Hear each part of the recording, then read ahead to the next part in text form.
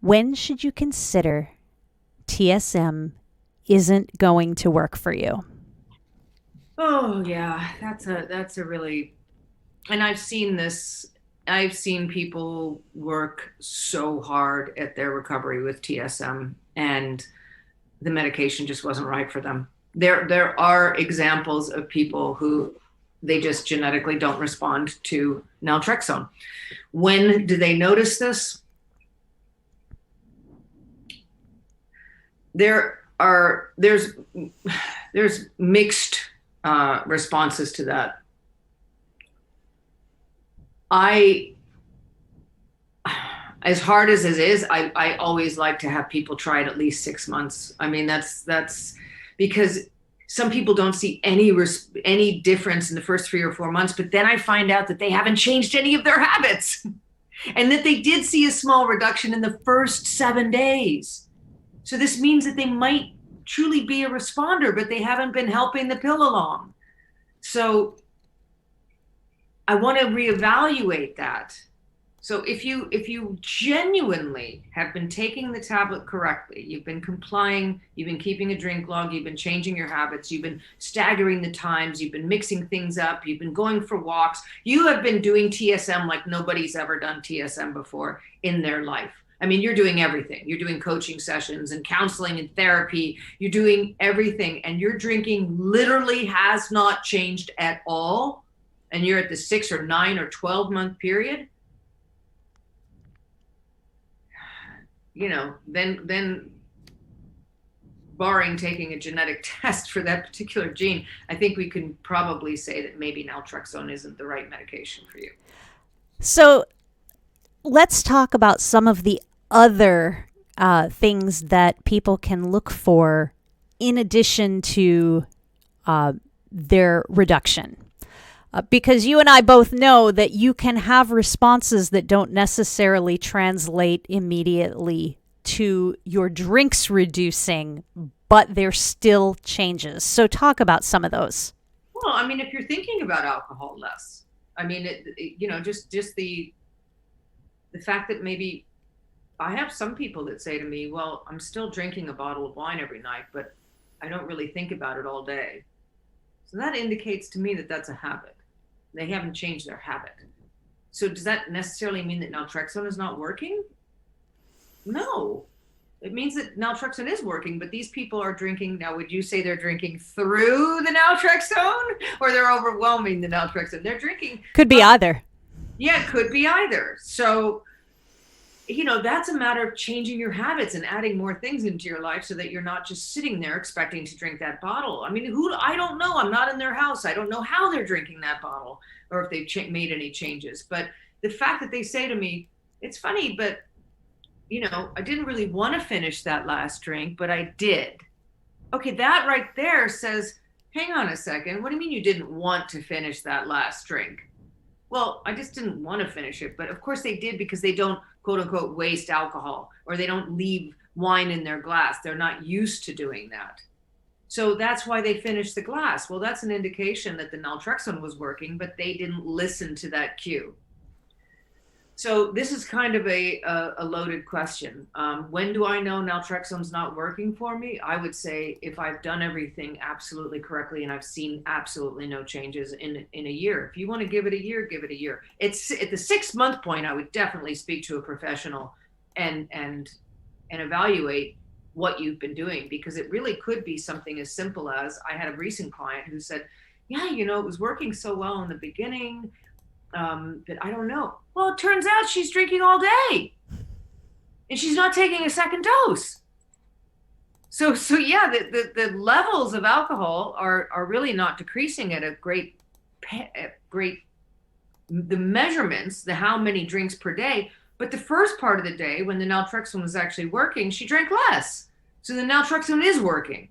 So I think every situation is sort of unique, and we have to determine whether or not the person is employing the other techniques and tricks that you have to during your TSM journey.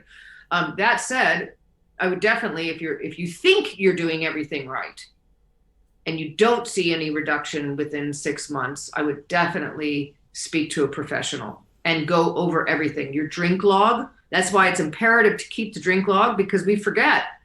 Even if it's a 10% decrease, that's important. That's really important. So you've got to keep that drink log up to date every single time you drink.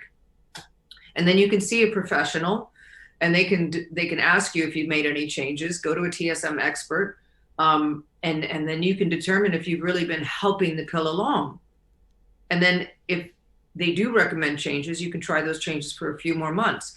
I mean, we know somebody, Jenny and I know someone who tried TSM desperately for over 2 years. I mean, tried it and tried literally every single thing, making changes, breaking habits, and finally just said, you know what, I don't think it's the medication. And she had the doctors say, yeah, you know what, you're doing everything you should be doing. Naltrexone's not the medication for you. And the doctor switched her to a different medication, and she did great. So. Sorry, I'm trying to take care of a few spam things, so I'm continuing to listen. No worries. So that's my opinion on when you should sort of think that TSM is not working for you. I would give it a good chunk of time. And if you're only taking the medication and complying and keeping a drink log, I would then add, you know, if you're not adding all the tricks that we've been discussing throughout all of these chats, I definitely start doing that and see if you see a difference. And that would be staggering the times, trying to delay, going out for a walk, asking yourself, do I really want or need another drink, and why? All of those things, mindfulness and things, start employing that, and then give it a few more months. And if you really, really don't see a change after 9 months or 12 months, then perhaps a different medication is right for you. Yeah. And how much of this do you think comes down to people who fail to recognize and celebrate the small victories? I think a lot of it has to do with that. And also people want immediate gratification. That's the way we're built. That's what this society, we have no attention span. So if you see somebody on Facebook, well, I don't understand why she cut her drinking in half in 3 months. Well, that's her. That's not you. Okay. You didn't learn this problem overnight. You didn't take your first drink and then immediately the next day have 3 bottles of wine. This took years and years and years of learning how to drink in the particular way that you drink right now. And it's going to take time to unlearn that drinking pattern and those cravings. So I like to think of every single time that you drink mindfully and you comply with the medication, every single time you do that is a drinking session toward extinction. It's something beneficial. But the times that you're drinking mindlessly, the times that you leave the booze on the table and just keep refilling your glass while you're chatting with friends or watching a movie, and next thing you know, the bottle's gone, that mindlessness, okay, you took the medication, but you really didn't do TSM properly. And that, don't beat yourself up, but maybe you're not going to get as far ahead as quickly if you keep doing things like that. So it's a matter of accumulative effort. It's a matter of keeping your eye on the prize, but it's more important. Yes, you're absolutely right, Jenny. Keeping your eye on your little successes, these small changes. I didn't finish the glass of wine on my bed, on my night table. That's huge. You wake up and there's 2 inches left, like the gal in One Little Pill. You know, she found this little half a glass of wine.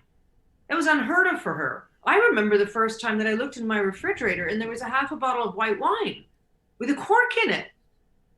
I mean, there was never a bottle of wine with any wine in it unless it was a closed bottle of wine in my house. And I looked at that and went, wow, there's a half bottle of wine in there. And not only did I not finish that bottle of wine, I don't want any of it right now. So, you know, that was a huge success. Right. Even if throughout that week you still ended up consuming the same amount of alcohol as you otherwise would. Yeah. A hyperfixation on only reduction and we have several drink tracking things available, which is why they're good tools, but this should not be the only thing you look at. Whether you use a drink log where you journal or use an Excel spreadsheet, or if you use our drink tracker, those are all drink logs. Those are all ways to just keep track of your drinks because you're looking at just data. That data isn't judging you. Use it as a tool, but it is not the ultimate, only singular reflection of the process. Not at all. One of the things I ask people is, so when you pour yourself a drink, are you drinking it slower? And people don't stop and think that if you're able to drink your drink slower and make it last longer, you're doing two things. First of all, you are learning your own stop and go controls again. TSM is helping you to achieve this. But also, if you take twice as long to drink every drink, eventually that's going to result in half the amount of consumption unless you double the amount of time that you're drinking. If you're drinking for over the course of 3 hours a night and you're drinking one drink every half hour, over 3 hours, that's 6 standard drinks. But if you're drinking one drink and making it last for a full hour, you're going to cut down. It's about, as you said, are you thinking about alcohol all the time? Has your craving level diminished even a little? What mindfulness practices are you trying to incorporate? What are some other questions that you ask people? All of that, and taking note of any changes, whether it's, I went over to my friend's house and we always usually play cards and have a drink. And this time we had tea. Huge win. I went out to a party where I thought I was going to drink, but I got there and I kind of forgot to order one. I was more interested in the pizza. I mean, that's a massive change. Now, the next night you could drink 6 beers. And so that your weekly total is actually the exact same as it was the previous week. But you had that night where you focused on the food instead of the booze. And that's success. That is a huge success. And it doesn't mean that the naltrexone's not working. It just means that your journey towards extinction is different. The paths are all different. And you have to note those changes, those the biological changes, and especially the emotional changes. A guy cut me off in traffic, and I had a really crappy day at work, but I came home and I played with my dog. I didn't grab the alcohol. Okay, something's working. Something's changing, because your go-to comfort mechanism in the past was alcohol, and now it was your dog. That's huge. That's huge. And we don't recognize these little things. We take them for granted. We can't do that. We have to recognize them and say, wow, okay, that's a huge change, because my normal habitual thing would be to come home and get hammered.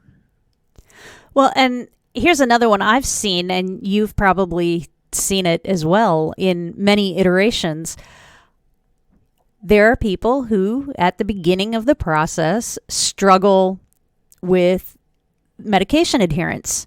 They'll take the medication, but they have a problem waiting for that hour.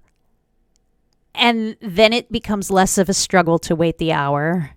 And then finally they reach a point where they're capable of reaching the hour without having that intense anxiety over it.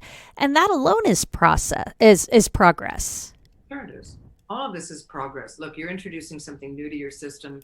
You're taking control of your drinking. You are making an effort, and you can never lose sight of that. And that's why we always tell people, don't compare yourself to other people. This is your journey, and it's going to turn out to be the way it is. And if naltrexone helps you reduce your drinking, great. If you give it every single effort that you can possibly muster up, and you're doing everything right, and you've spoken to your provider and your therapist and your coach, and everybody agrees you've been doing everything right, and in 1 year you've seen absolutely no reduction, then it's time to go to your doctor and say, you know what, I really did try naltrexone, and I mean it from the bottom of my heart. I tried everything I could, but it's not working for me. And then they can find you a different medication. Yeah, and then there are some people who, in fact, a lot of people we've seen do this, because TSM strictly works on that biological process. it's for some people it's not enough on its own, and so it's working, but to reach certain goals, people have gone to their doctors and either added other medications, gone to other groups such as Smart Recovery or Moderation Management to learn different tools. So talk real briefly about some of those additional things that may just boost TSM when done alongside it. Absolutely. Exercise is always a great thing. We definitely want to employ mindfulness and changing of habits. We also, I always tell people, you've got to start new hobbies or pick up old ones. It's so important. I mean, I say this a million times, but I'm always so overjoyed when I hear somebody picked up the guitar again, or started studying French again, or got their old high school band together again, or started wood carving or singing or doing something in the community, because it brings so much richness and joy to their life. And you are going to have more time on your hands, folks, when you drink less. So this is just part of the process. If you want your life back and you want to be free from the chains of compulsive drinking or over drinking or drinking to excess, then you've got to start filling all those hours that you had when you were thinking about drinking, planning drinking, and getting over the side effects of drinking. That's a lot of time that we spent thinking about alcohol, drinking alcohol, and getting over alcohol. So you're going to have a lot of time on your hands. So you've got to make plans now. And if you can say, oh, I don't have any money to travel. Okay, but you've got the time to take a Tuesday night and plan a fantasy trip. Anybody can do that. And that takes up the entire evening of no drinking. You've got your lovely cup of tea or your non-alcoholic beer, and you plan a trip in your mind. You envision this. You go online, you pick the hotels and everything. It's fun. Trust me, it releases endorphins. Get to know your local parks and museums. Volunteer at your local food bank. Do something by giving back to others. It makes you feel better about your own self. Makes you feel like a really good human being. And we need that when we're in recovery, because we already feel badly enough about everything we've done when we were drinking to excess. So there's so many things you can do to add to this journey. And I don't want people to give up. When they think that naltrexone's not working for them, that's a very real fear.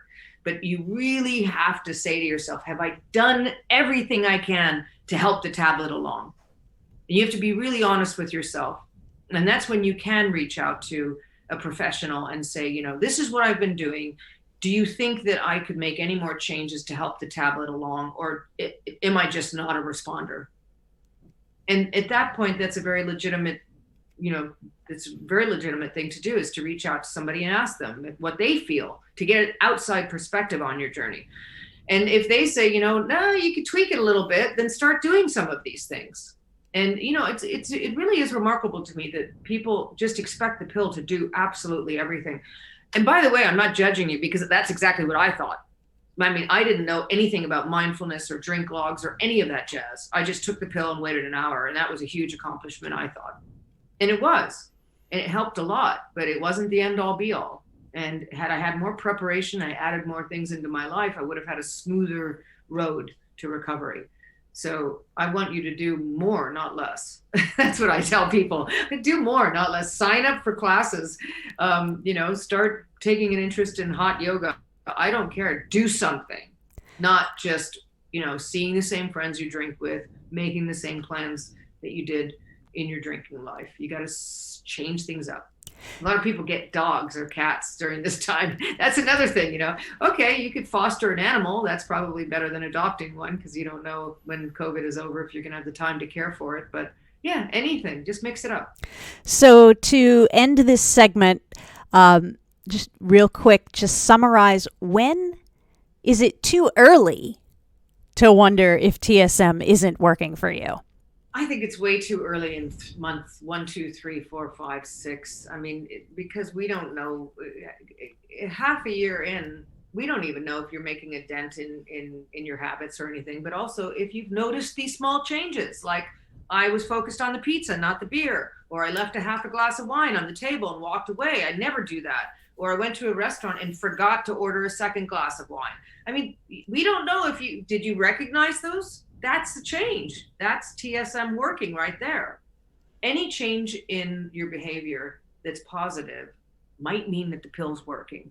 So let's give it a really fair shot. So I would say anything under a half a year, you know, reevaluate at that point and make some changes. But most people really give it a solid year before they absolutely think about giving up. They don't even give up at that point. They start thinking about giving up. Because think about it, it took you 20, 30 years to learn this. Some people only 10 years, but most people took a long-term time to learn this behavior. And it's going to take a little bit of time to rewire your brain and unlearn the behavior. All right, I'm going to go ahead and put out our little transition screen real quick, and then we'll move to a real quick Q&A because Claudia is going to have to leave us very soon. Yes, I do. Sorry. It's been a busy day.